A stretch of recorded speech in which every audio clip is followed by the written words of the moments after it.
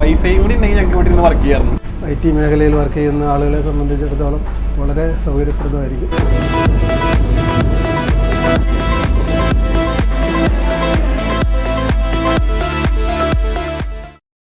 Hello friends, it's me ജോ.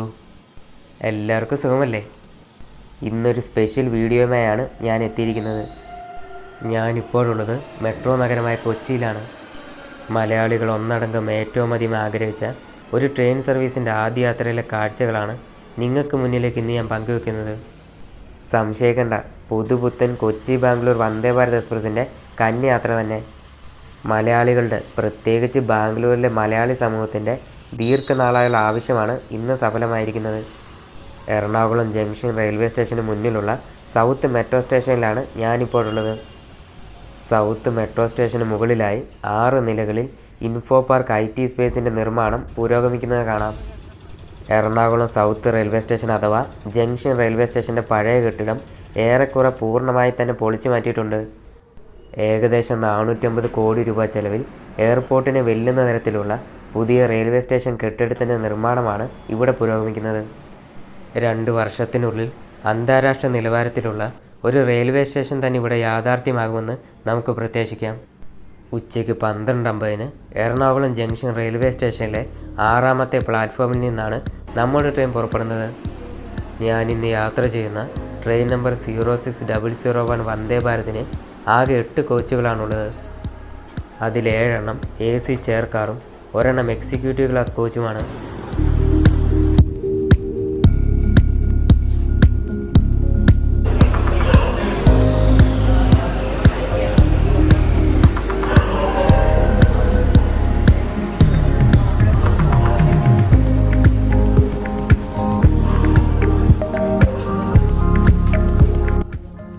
സീറ്റുകൾക്ക് താഴെയായി mobile, laptop charging സോക്കറ്റും പിറകിലായി magazine ഹോൾഡറും foldable ട്രേയും കൊടുത്തിട്ടുണ്ട്.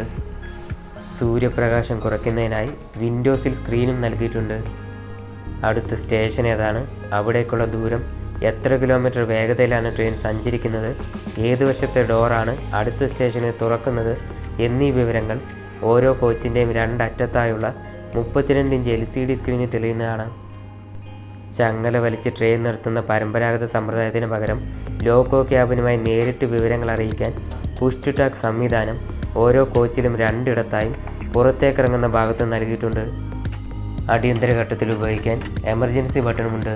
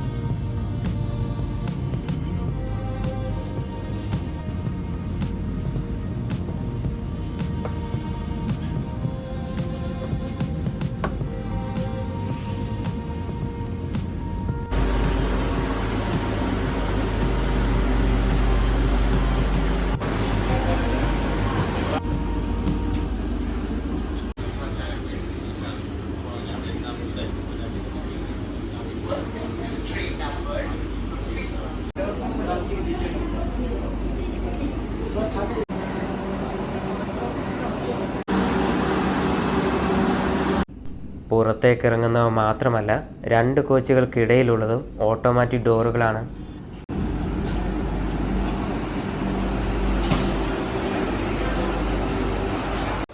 രണ്ട് തരം ടോയ്ലറ്റുകളാണ് വന്ദേ ഭാരതിലുള്ളത്.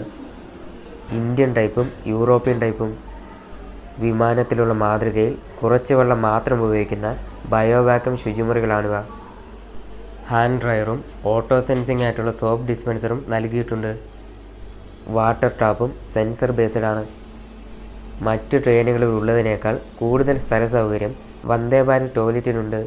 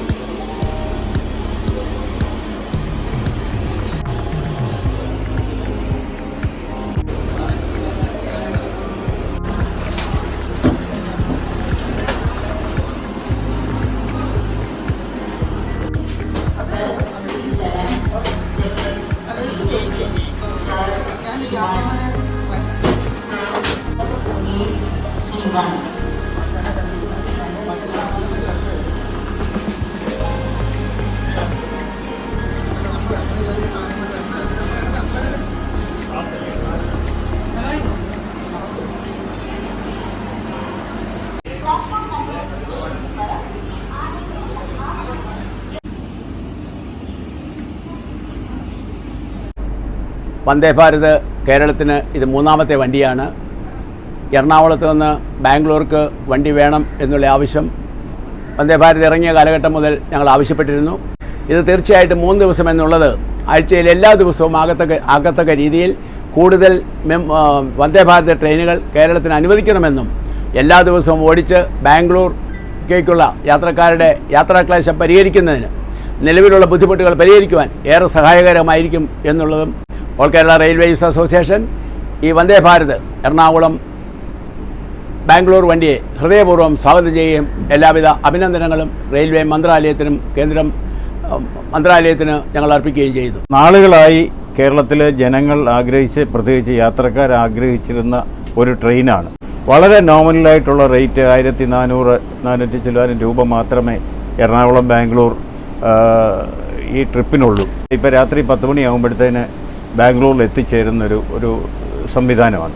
ഇത് ഞങ്ങൾ വീണ്ടും ആവശ്യപ്പെടുന്നു. ഇത് ആഴ്ചയിൽ എല്ലാ ദിവസവും 7 ദിവസവും ഓടുന്ന ഒരു റെഗുലർ ട്രെയിനാക്കി കഴിഞ്ഞാൽ ഇതിനൊട്ടേറെ യാത്രക്കാരുണ്ടാവും. ബാംഗ്ലൂർ എന്ന് പറയുന്നത് നമ്മുടെ ഇന്ത്യയുടെ IT ഹബ്ബാണ്. നമ്മുടെ ഒത്തിരി വിദ്യാർത്ഥികൾ അവിടെ വിദ്യാഭ്യാസപരമായും അവിടുത്തെ കോളേജിൽ പഠിക്കുന്ന വിദ്യാർത്ഥികളുണ്ട്. അങ്ങനെ ഒത്തിരി ആളുകൾ ദിനംപ്രതി യാത്ര ചെയ്യുന്ന ഒരു റൂട്ടാണ്. അപ്പോൾ ഇത് വളരെയേറെ പ്രയോജനപ്രദമാണ്. വളരെ സന്തോഷത്തോടു കൂടി ഞങ്ങൾ ഈ ട്രെയിനിനെ സ്വാഗതം ചെയ്യുന്നു.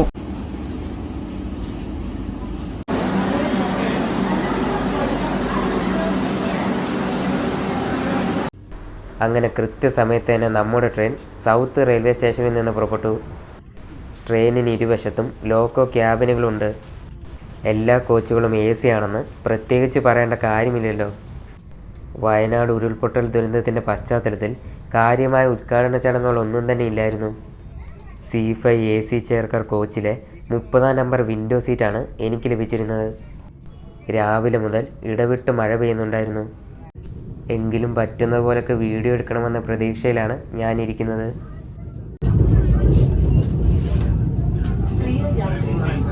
ट्रेन के शौचालयों का उपयोग करने के बाद फ्लश करना याद रखिए। हम आपसे सहयोग का अनुरोध करते हैं। धन्यवाद।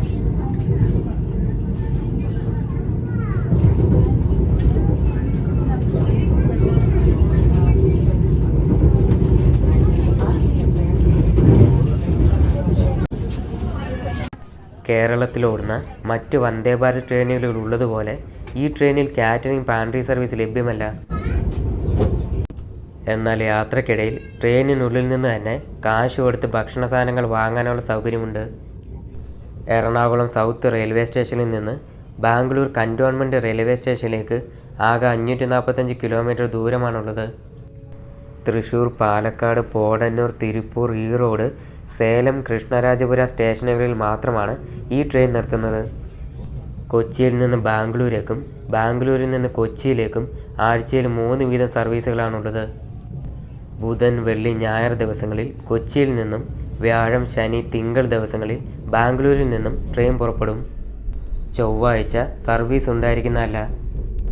AC ചെയർ കാറിൽ ഒരാൾക്ക് 1465 രൂപയും എക്സിക്യൂട്ടീവ് ക്ലാസ്സിൽ ഒരാൾക്ക് 2945 രൂപയുമാണ് ടിക്കറ്റ് നിരക്ക്. കൊച്ചിയിൽ നിന്ന് ഉച്ചയ്ക്ക് 12:50 പുറപ്പെട്ട് രാത്രി 10 മണിക്ക് ബാംഗ്ലൂരിൽ എത്തിച്ചേരുന്നു. അതേപോലെ ബാംഗ്ലൂരിൽ നിന്ന് പുലർച്ചെ 5:30 പുറപ്പെട്ട് ഉച്ചയ്ക്ക് 2:20 കൊച്ചിയിൽ എത്തിച്ചേരുന്ന തരത്തിലുമാണ് ടൈമിംഗ്.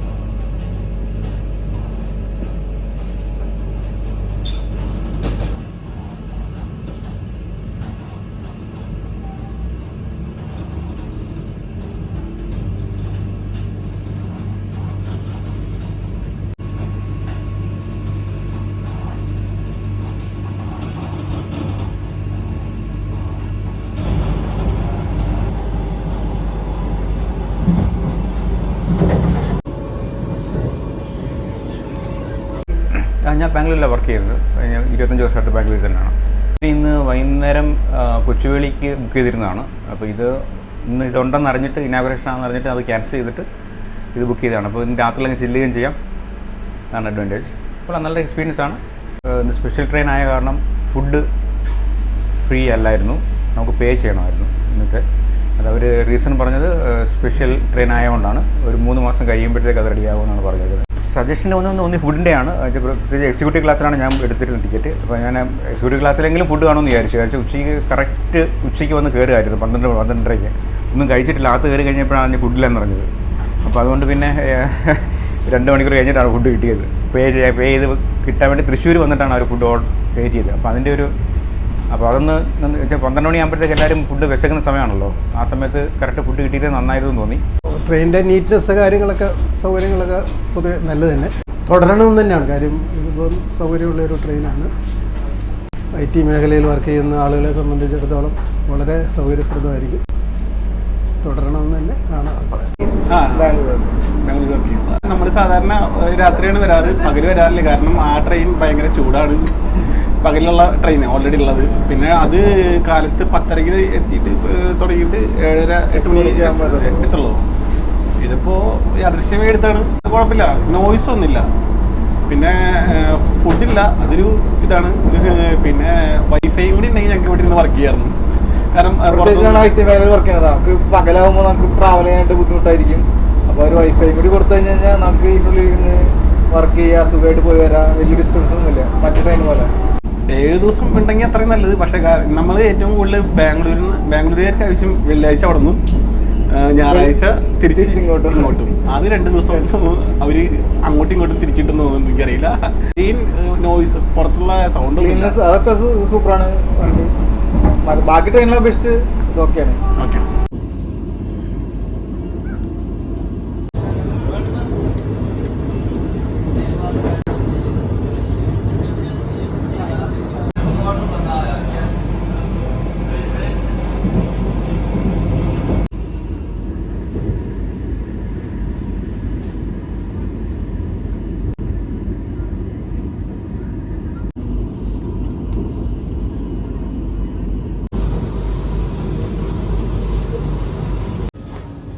ട്രെയിൻ പലക്കൽ സ്റ്റേഷനിലേക്ക് അടുക്കുന്നു.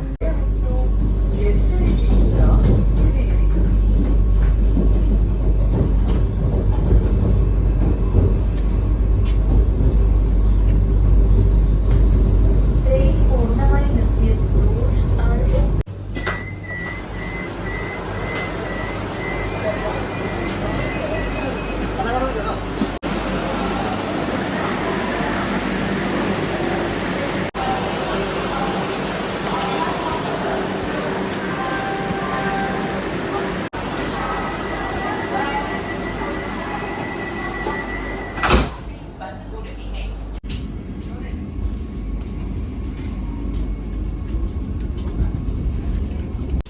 പുറത്ത് നല്ലതുപോലെ മഴ പെയ്യുന്നുണ്ട്.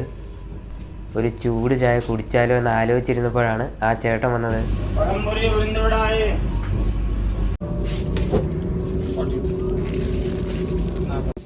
അങ്ങനെ പഴംപൊരി കഴിച്ച് ഞാൻ കുറച്ച് നേരം ഇരുന്നു.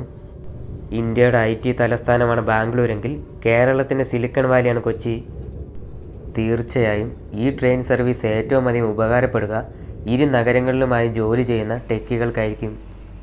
ഏകദേശം 1 ലക്ഷത്തോളം IT പ്രൊഫഷണലുകൾ ഇൻഫോ പാർക്കിലും സ്മാർട്ട് സിറ്റിയിലും നഗരത്തിലെ മറ്റ് IT ടവറുകളിലുമായി കൊച്ചിയിൽ ജോലി ചെയ്യുന്നുണ്ട്.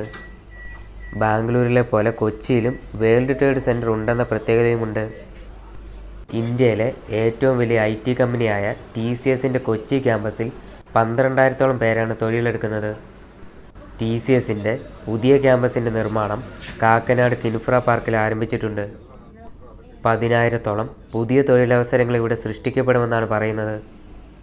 ലോകത്തെ ഏറ്റവും വലിയ IT കമ്പനികളിൽ ഒന്നായ IBMൻ്റെ ആർട്ടിഫിഷ്യൽ ഇൻ്റലിജൻസ് ഹബ്, ലോകത്തെ ഏറ്റവും വലിയ ഷിപ്പിംഗ് കമ്പനിയായ MSC അഥവാ മെഡിറ്ററേനിയൻ ഷിപ്പിംഗ് കമ്പനിയുടെ IT ക്യാമ്പസ് എന്നിവ കഴിഞ്ഞ 1 വർഷത്തിനിടയിൽ കൊച്ചിയിലെ IT മേഖലയിലേക്ക് വന്ന പ്രധാന നിക്ഷേപങ്ങളിൽ ചിലത് മാത്രമാണ്. ഇതിനെല്ലാം പുറമെ Wipro, കോഗ്നിസൻറ്റ്, HCL, EY, KPMG, IBS തുടങ്ങിയ മുൻനിര IT കമ്പനികൾക്കും നമ്മുടെ കൊച്ചിയിൽ ക്യാമ്പസുകളുണ്ട്. ഒപ്പം രാജ്യത്തെ ഏറ്റവും വലിയ IT ടവറുകൾ എന്ന ഖ്യാതിയുമായി വരുന്ന 153 മീറ്റർ ഉയരത്തിൽ 32 നിലകൾ വീതമുള്ള ലുലു IT ട്വിൻ ടവറുകളുടെ ഉദ്ഘാടനം ഏതാനും മാസങ്ങൾക്കകം കൊച്ചി സ്മാർട്ട് സിറ്റിയിൽ അരങ്ങേറുന്നതോടെ ലോകത്തെ ഏറ്റവും വലിയ IT കമ്പനികളിൽ പലതും കേരളത്തിൻ്റെ മെട്രോ നഗരത്തിലേക്ക് രംഗപ്രവേശം ചെയ്യുമെന്നാണ് പ്രതീക്ഷിക്കുന്നത്. 30,000-ന് മുകളിൽ പുതിയ തൊഴിലവസരങ്ങളാണ് ലുലു ഇരട്ട IT ടവറുകളിൽ മാത്രം ഒരുങ്ങുന്നത്.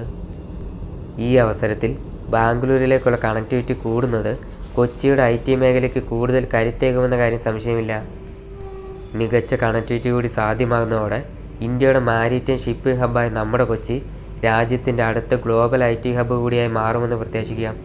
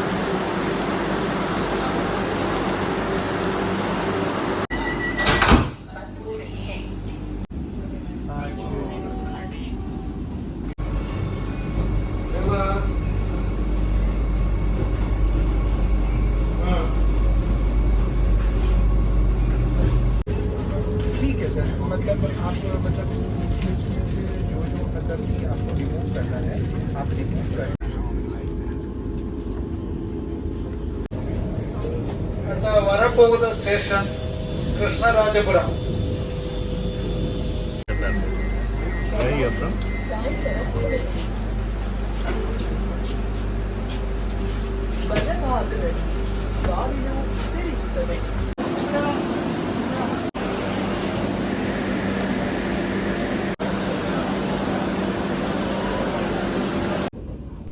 അങ്ങനെ ഒട്ടും ക്ഷീണം അനുഭവപ്പെടാത്തൊരു യാത്രക്കൊടുവിൽ രാത്രി 10:15 നമ്മുടെ വന്ദേ ഭാരത് ബാംഗ്ലൂർ കന്റോൺമെൻറ്റ് റെയിൽവേ സ്റ്റേഷനിലേക്ക് എത്തി. എല്ലാവർക്കും വീഡിയോ ഇഷ്ടമായെന്ന് വിശ്വസിക്കുന്നു. വീഡിയോ ഇഷ്ടമായെങ്കിൽ ദയവായി ലൈക്കും സബ്സ്ക്രൈബും ചെയ്ത് സപ്പോർട്ട് ചെയ്യുമല്ലോ. അപ്പോൾ നമുക്ക് അടുത്ത വീഡിയോയിൽ കാണാം. Till then bye all.